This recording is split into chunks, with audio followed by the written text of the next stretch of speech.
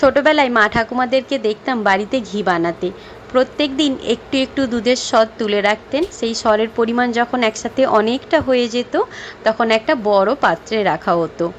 আর খুটনি নামে একটা জিনিস পাওয়া যেত, যেটা সাধারণত কাঠের তৈরি বা বাঁশের তৈরি। এই খুটনির সাহায্যে ওই সর থেকে মাখন বের করা হতো। সেই খুটনিটাকে ওই পাত্রের মধ্যে মাঝখানে বসানো হতো। সেটাকে সজা রাখতে পাশে থাকা খুঁটির সঙ্গে দড়ি দিয়ে আলতো করে বেঁধে দিতেন। তারপর খুটনির চারপাশে একটা লম্বা দড়ি পেঁচিয়ে নিতেন। তারপর শুরু হতো ছন্দের খেলা। দুই হাতে দড়ির দুই মাথা ধরে একবার ডানে একবার বাঁয়ে টান দিতেন। খুটনি খুটনি তখন দইয়ের ভেতরে ঘুরতে থাকতো টুপটাপ শব্দ তুলে। ধীরে ধীরে দইয়ের ওপর ফেনা উঠতে শুরু করতো। সময় যেন থেমে যেত ওই দৃশ্যের মধ্যে। আমরাও ছুটে যেতাম ওই দৃশ্য দেখার জন্য। আর কখনো কখনো নিজের হাতেও ট্রাই করতাম, বলতাম আমাদেরকে দাও, আমরাও একটু করি। কিছুক্ষণ পর দেখা যেত সোনালি রঙের নরম মাখন দই থেকে আলাদা হয়ে ওপরে ভেসে উঠেছে। খুব যত্ন করে সেই মাখন হাত দিয়ে তুলে নিতেন। নিচে থেকে যেত টক মিষ্টি ঘোল, যা গরম দুপুরে খেতে দারুণ লাগতো। ওই টক মিষ্টি ঘোল আমরাও মনের আনন্দে খেতাম। আর সেই তাজা মাখন চুলায় জাল দিয়ে তৈরি হতো সুগন্ধি খাঁটি ঘি, যার গন্ধে পুরো বাড়ি ভরে যেত।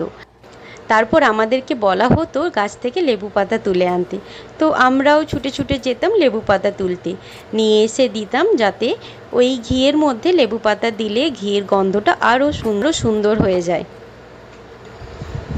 এইভাবেই আমাদের ছোটোবেলার দিনগুলোতে মাটির হাঁড়ি আর ভালোবাসার স্পর্শে তৈরি হতো এই অসাধারণ মাখন।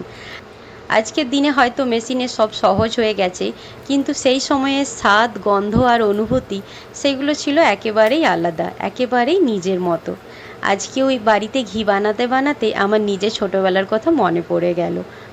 এখন আর বাজারের কেনা ঘি ঠিক ভালো লাগে না, তাই চেষ্টা করি বাড়িতেই ঘি বানানোর। কস্কো থেকে এই বাটারটা নিয়ে এসেছিলাম, এই বাটার দিয়েই ঘি বানাই এখন। আর খুব সুন্দর খেতে হয়, গন্ধও দারুণ হয়। কেনা ঘিয়ের থেকে অনেক সুন্দর হয় এই ঘিটা। ঘি বানাতে বানাতে বাইরে থেকে পাখিটা কানে এলো, তাই একটু বাইরে উঁকি মেরে দেখে এলাম।